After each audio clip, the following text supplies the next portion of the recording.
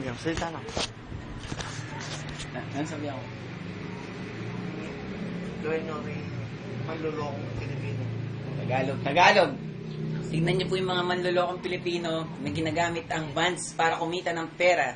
Tignan niyo po kung paano patunayan ni Kiko. Tignan niyo po kung paano patunayan ni Kiko na ang Vans ay magiging singaw. Tignan niyo po. Well, buwan mo interview. Pwede ba ito ma-interview ako? Boss, pwede kita ma-interview, boss. Yes, brother! Ano kami? Sana, men, yung ano mga putang magtitinda dyan. Bakit? Ano? Shit! Ito ha, tingnan mo to. Ano ba yan, boss? Patingin mo, Vans. boss, patingin. Vans. Vans. Ito yung Vans ha, tingnan mo nun. Ito ang natural na Vans, 6 pesos. Ito, 6 pesos. Kakainin ko ha.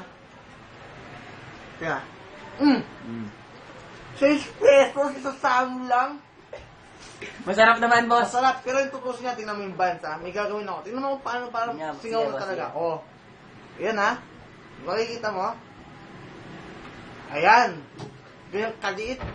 Tingnan mo yung 6 pesos natin. Pinulong tayo ng mga gobyerno. Wala silang awa sa ating mga pamilya. Tingnan mo, yan. Egg sandwich. Sandwich shit. Then, isang kagatan lang. Hindi naman matitinga. Nakaka-budget lang. Anong pinaglalaban nyo ngayon, boss? Anong pinaglalaban nyo?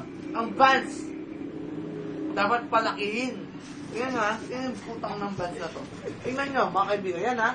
Tingnan nyo, singaw lang to. Tingnan nyo ha. Tingnan nyo, singaw lang. Kung paano mag-singaw. Yan. Ito oh. Tingnan nyo oh. 6 pesos. Tingnan nyo. 6 pesos. Tangin na, boss. Ang liit nga. Ayun o, kasya oh. Oh, kasya. Oh, kasya na sausaw mo. Ayun oh. Yeah, paano? Thank you, boss. Thank you, boss.